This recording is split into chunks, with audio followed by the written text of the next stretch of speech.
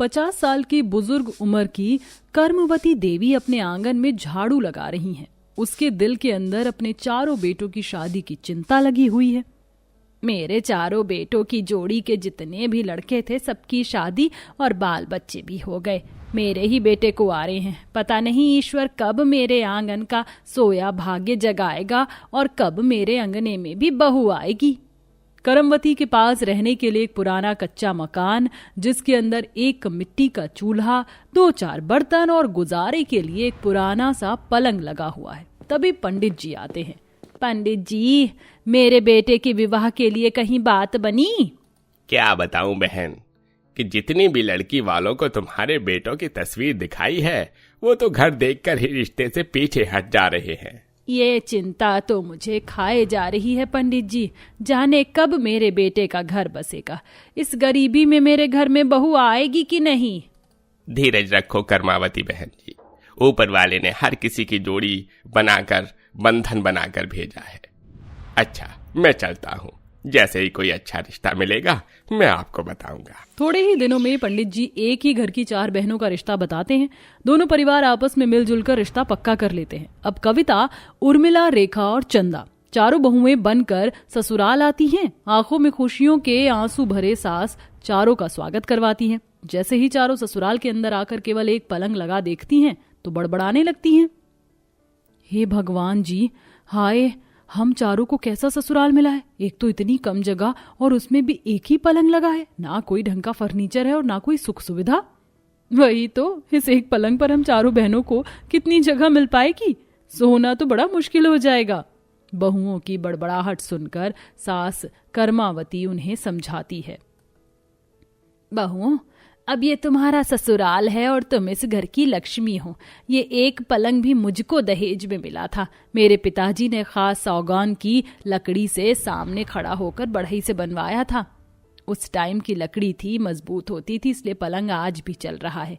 मिलजुल कर इस्तेमाल कर लो, काम चल जाएगा। लेकिन सास की बात चारों लड़ाकू विमान बहुओं के सर से निकल जाती है और पलंग पर सोने के लिए चारों में महाभारत चालू हो जाती है। तभी कविता तकिया पटकते हुए रौब जमा कर बोलती है, चलो चलो तुम तीनों जल्दी जल्दी से कोना पकड़ लो, क्योंकि पलंग पर तो मैं सोने वाली हूँ।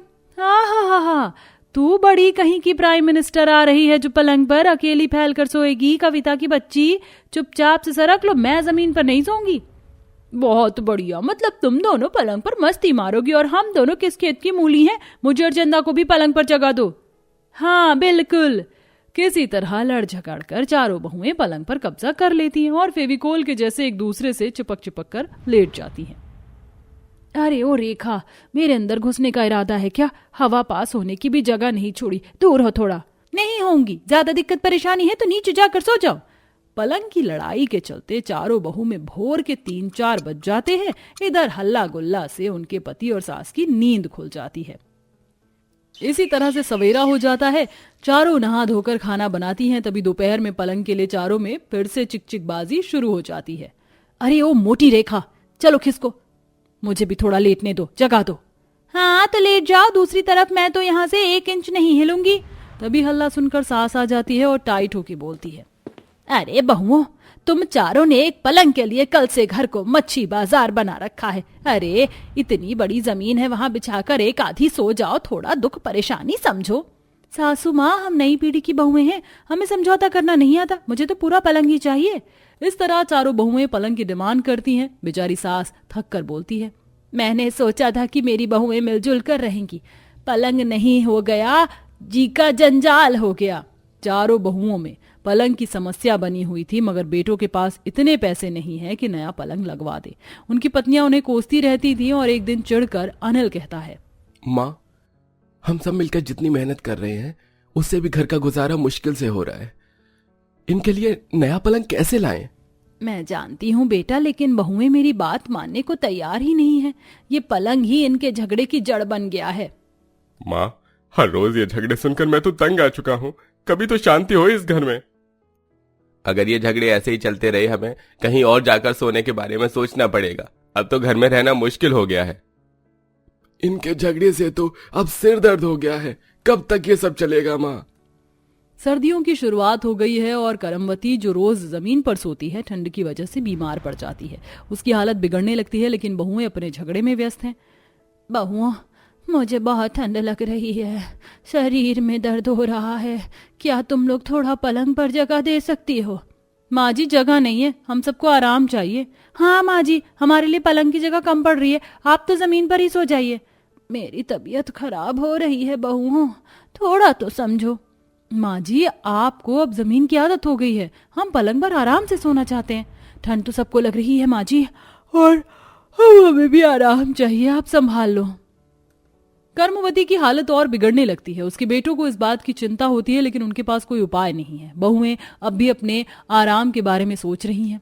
माँ, तुम्हें डॉक्टर को दिखाना पड़ेगा, ये ठंड तुम्हारे लिए ठीक नहीं है। बेटा, ये सब मेरी उम्र का तकाजा है, मुझे पलंग पर सोने दो, शायद आराम मिल जाए। हमारे पति जब खुद सोने के लिए कमा नहीं सकते तो पलंग कैसे लाएंगे? हमें तो आराम चाहिए। माँ की तबीयत बाद में देखेंगे। और कब तक ये पलंग का झगड़ा चलेगा? हमें भी तो सोने की जगह चाहिए। माँ, अब आप जमीन पर सोने की आदत डाल लीजिए। भाई, माँ की हालत बिगड़ रही है, हमें कुछ करना होगा, चाहे जैसे भी हो।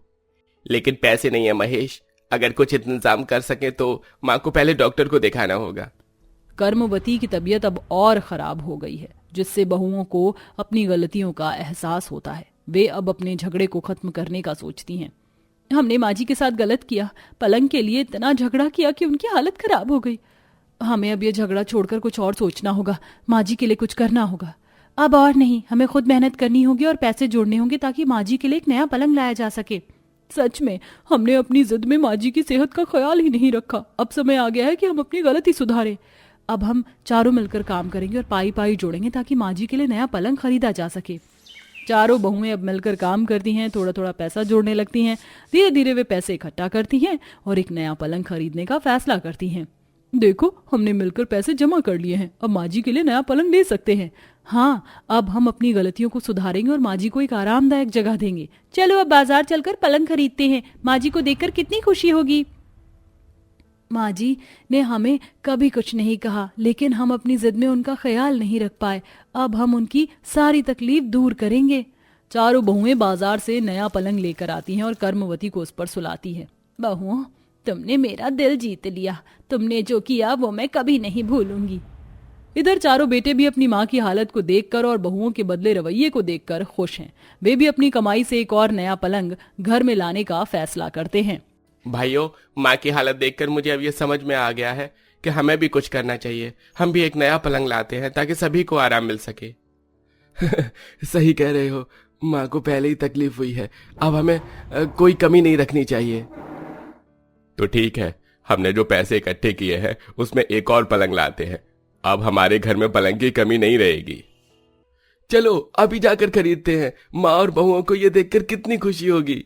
चारों भाई बाजार से एक और पलंग खरीद कर लाते हैं और अब घर में 3 पलंग हैं और सबको सोने के लिए आरामदायक जगह मिल गई है। घर का माहौल अब खुशहाल हो गया है। कर्मवती अब बिस्तर पर आराम से सो रही है और बहुएं भी अब पलंग को लेकर लड़ाई नहीं कर रही हैं। सभी खुशी खुशी साथ रह रहे हैं। बेटियों, तुम्हारी मेहनत और प्यार ने इस घर को फिर से खुशहाल बना दिया। अब हमारे पास पलंग तो है, लेकिन सबसे बड़ी दौलत तुम सबका प्यार और समझदारी है। माँ जी, ये पलंग तो बहाना था, असली सुख तो मिलजुल कर रहने में है। अब मुझे कोई चिंता नहीं है कि मैं पलंग से गिरूंगी, क्योंकि मेरे पास अब अपना पलंग है। सच में हमें पहले ही समझ जाना चाहिए था कि झगड़े से कुछ नहीं मिलता, लेकिन साथ में रहने से बहुत कुछ मिलता है। अब इस घर में झगड़ा नहीं, सिर्फ प्यार और सुकून होगा। अंत में चारों बहू की परेशानी का समाधान हो जाता है। अब ससुराल का माहौल पूरी तरह से बदल चुका है। चारों बहुएं अपने अपने पलंग पर चैन की नींद सोती हैं और परिवार में सब एक दूसरे के साथ खुशहाल जिंदगी जी रहे हैं। तो दोस्तों, क्या लगता है आपको, क्या प्यार और अपनेपन से हम बड़ी से बड़ी परेशानी को दूर कर सकते हैं, जैसा कि हमारी कहानी के अंत में हुआ? तो दोस्तों, कैसी लगी आपको हमारी ये कहानी? हमें कमेंट करके जरूर बताएं।